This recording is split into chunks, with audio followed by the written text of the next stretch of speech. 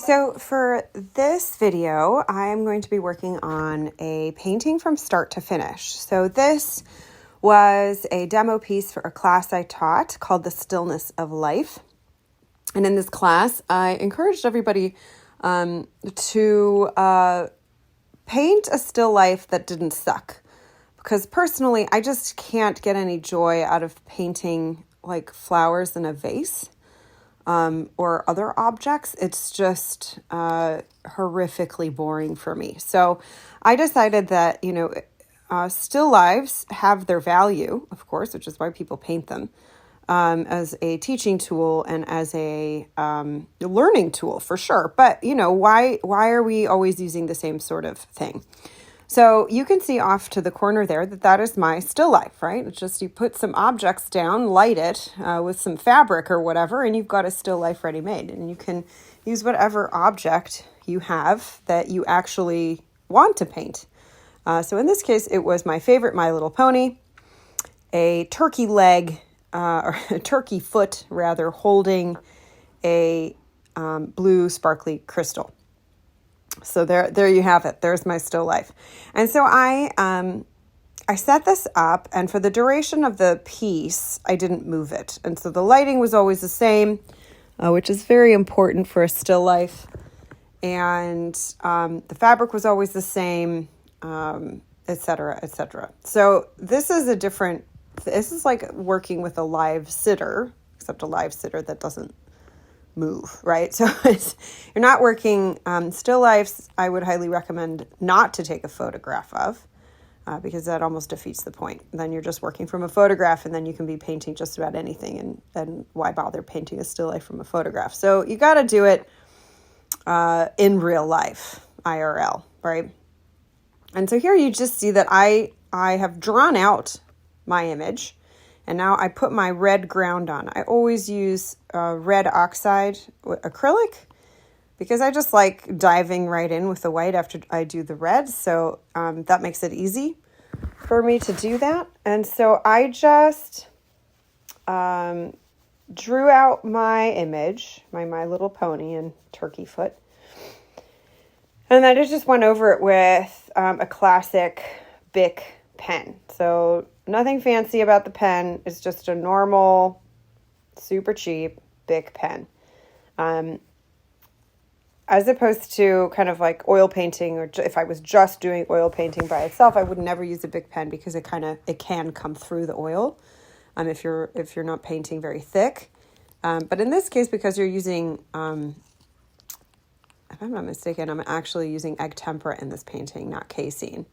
If you're using egg tempera or casein or placa or either of these three things, the thickness of that covers up the pen, and you're never ever going to see it coming through the painting whatsoever. So feel free, go for it, use some pen, it'll be fine. And so I'm using egg tempera here to do the highlights, and you see how that just came together, right? So obviously this is very sped up, but I'm looking at my image, looking at where the light hits My Little Pony. There's some really bright highlights, secondary highlights, and some beautiful luminous shadows. And so I started with the brightest white. I, painted that in, and then kind of started working my value from that place. And so I'm now doing that again, right? So I haven't really done, I kind of went through it once rather, and then now I'm going back and making sure that those highlights are real nice and bright. And so I am also doing something, which I don't do all the time, but I do like doing it. I will have a video on that, on this coming out shortly. That I actually go in with either a brown in this case, or a dark blue, depending on the painting and kind of what's going on with the painting. And then I like sometimes filling in some of the shadows at this point. So if I know I want like a real nice chiaroscuro sort of feel, which I often do, I really like a bright highlight and a very dark shadow in my work. then I'm going to go in with some brown and kind of work that shadow as well as working that highlight right off the bat, so that I'm working with a really nice tonal range as I move forward.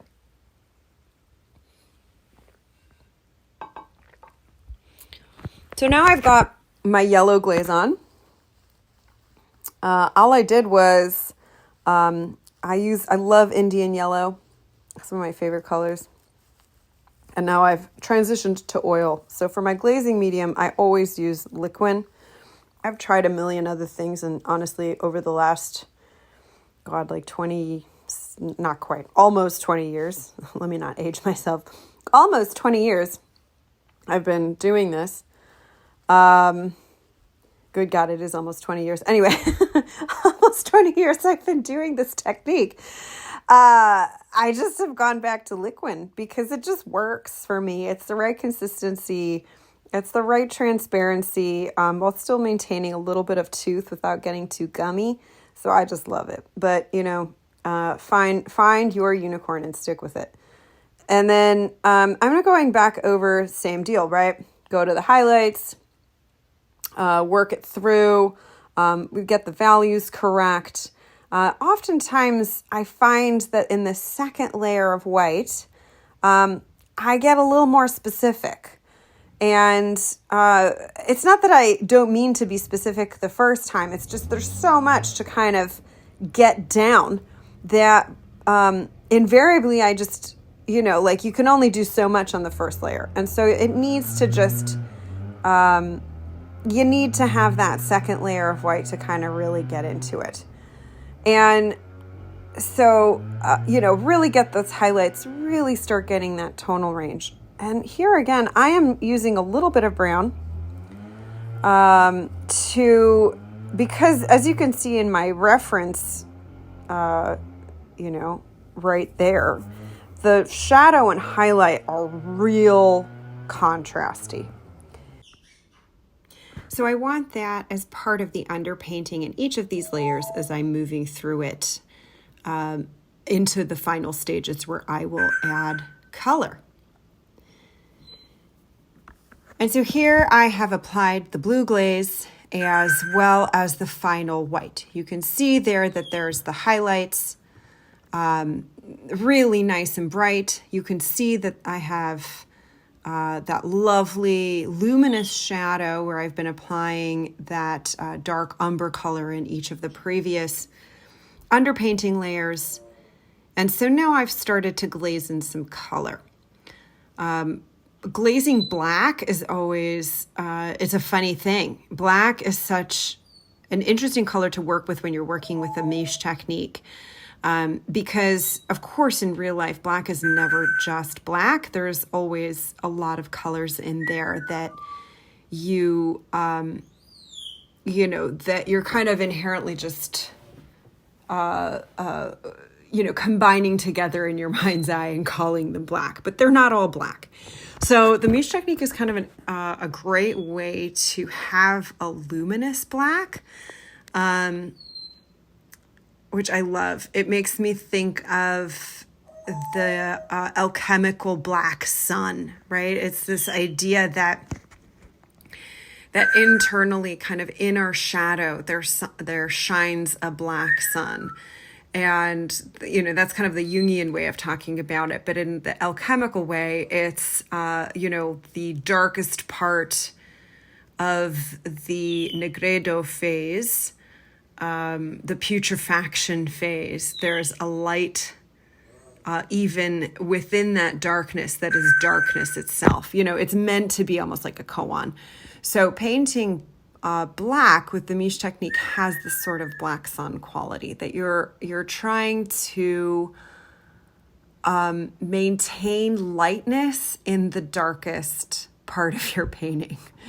And, so I'm painting this fabric, which is a velvet, but a real kind of thick, crunchy velvet, not like a velour, in any way. So it's this real thick quality. So it has the light playing off of it in these really kind of textural ways, as you can see from the image, right there. So all of that is maintained with this Mische technique. So I glazed in the black, made sure that there was some, darker parts than others. Some of the color that was already there was perfect. And now I'm going in with a bit of a lilac, like it's not white, it's actually more of a lilac color, to get some of those highlights. And here I'm using, it's a bit of white mixed in with, I want to say that's indigo. And, building into this crystal ball, this, really dark, sparkly crystal ball that I've got here. What's neat, of course, is the reason you do a ball like this in a painting is because it has really fun reflections in it. And of course, not only is it reflecting my light source, multiple light sources, it's reflecting my light source that I'm painting with, it's reflecting the light source that the entire image is lit with, but it also is reflecting me.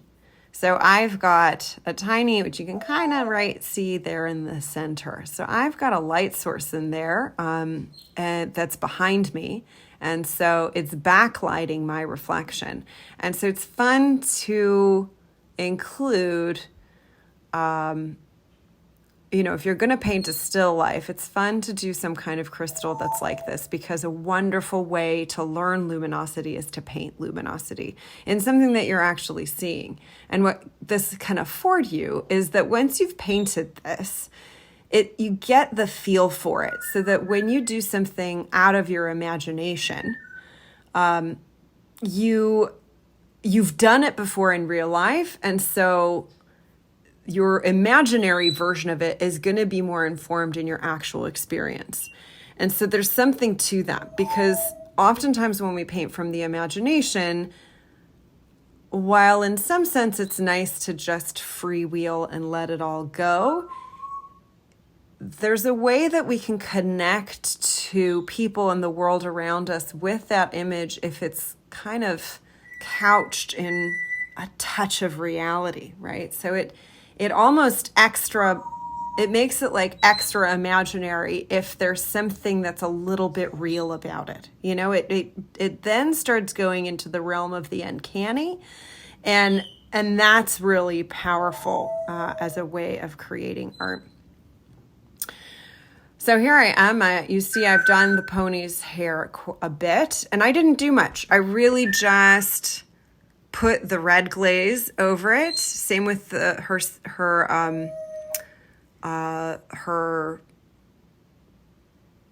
plastic parts. The pony's plastic parts. So obviously I haven't painted on any of those. Are strawberries, by the way, that are painted on her body. I haven't painted those on yet. That's coming up. So I'm working on the turkey foot here.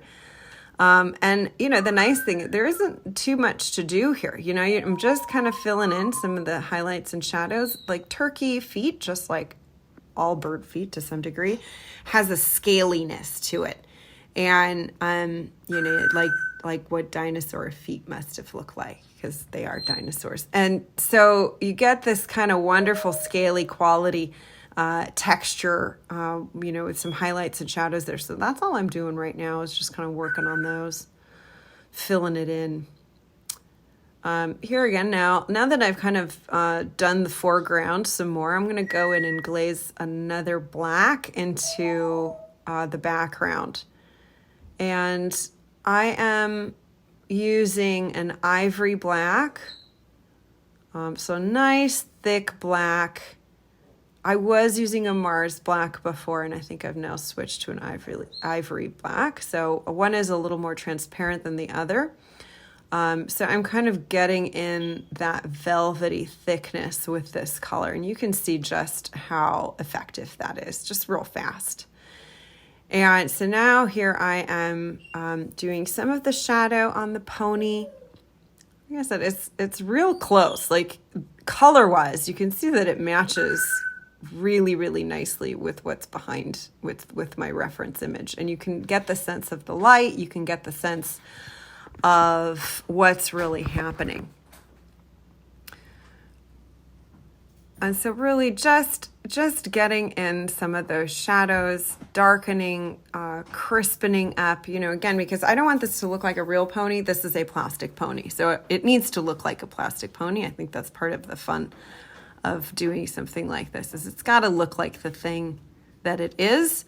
And if you picked really good stuff to paint, then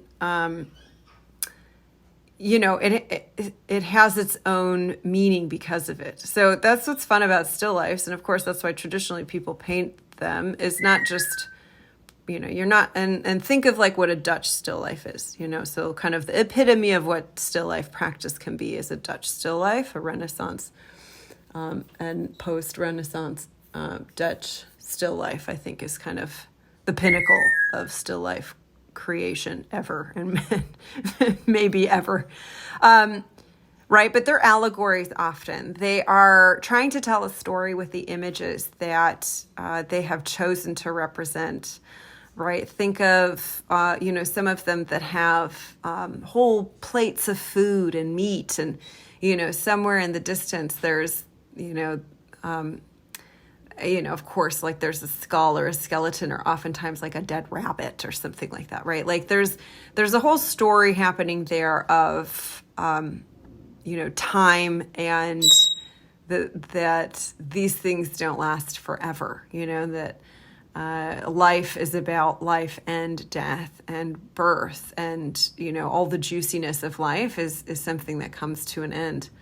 We gotta love it. So here, this plastic pony with a crystal and a turkey leg tells a story. I'm not, I wouldn't presume to tell you what story that is. For you, for me, it is something kind of very specific about, like, I could call this a self-portrait, if you will, but, you can kind of take the meaning of it and run with it if you want to. So when you do a still life, it's fun to think of it as a storytelling device with the images, or rather with the objects that you are choosing to paint.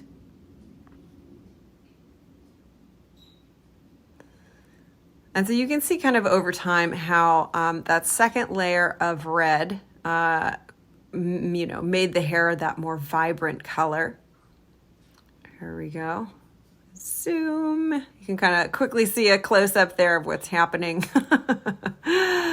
And, it's getting there. It's really getting there. Now I'm kind of applying that lilac highlight color again to the fabric, just to really couch it in the place it needs to be. And I'm going to go in, I'm going in and kind of making sure the darks are as dark as they need to be as well. So using, a nice thing too is that when you're using shadow colors or highlight colors, it's nice to use those when you're at this stage all over the painting. So you're starting, you never, what's nice about the underpainting with the Mische technique, of course, is that you're harmonizing the painting from the very beginning. And so when you apply the color to it, there's already a level of harmony between all the colors because of how you did the underpainting. Here we go. Here come the strawberries. But as you're putting the colors on, you want to make sure that even within the colors themselves, there's some level of harmony. So, whatever color I'm applying to the shadows, I'm using everywhere a little bit. Whatever color I'm applying to highlights, I'm using everywhere a little bit. Just so there's consistency with chroma. That doesn't mean you want, it doesn't mean you need to have all of the highlights be the same or all the shadows be the same. Not at all. It's just that somewhere in there needs to be a color that runs throughout the piece, or several colors that run throughout the piece. And, you can really make that decision as you're working as to which color those are. But it really does help kind of put all the images on your painting on the same page, if you will. And so I'm glazing on these strawberries. They've got vines and little leaves, of course. Now you can see, like, oh, here it is. It's really come to life. It really looks like the little pony. When you've got pattern like this on something, you know, whether it's a My Little Pony or say, let's think, like a pattern on a flower or a leaf or a fish or, you know, feather, something like this, where there's a pattern on it. It's nice to save some of that to the end, because as you're you gotta, I'm not just I am direct painting to some degree, but I'm also like slightly glazing this on so that the highlights and the shadows that are underneath the strawberries are shining through the strawberries, right? So the other way of doing it, and which I will do, of course, is go back and do a highlight and a little bit of shadow over top of this, again, just to make sure that these are incorporated into the total image. But you don't need to, if you do it this way, you barely have to do that. Here we go. Now we've added eyes. We're really getting close now. Sometimes I like leaving eyes to the very end, because then when I put them on, it's like, oh, there it is. You know, it really comes to life, even if it's a plastic pony. And the crystal, here we go. I'm painting some sparklies on that crystal. It's some sort of goldstone, blue goldstone. So it has these kind of really cool little flecks in it. And I'm just I'm in the stage where I'm doing the final of all the things. So I've got a tiny brush, and I'm really doing kind of the lightest of the lights. The most highlight of the highlights are happening at this stage with my little tiny brush there.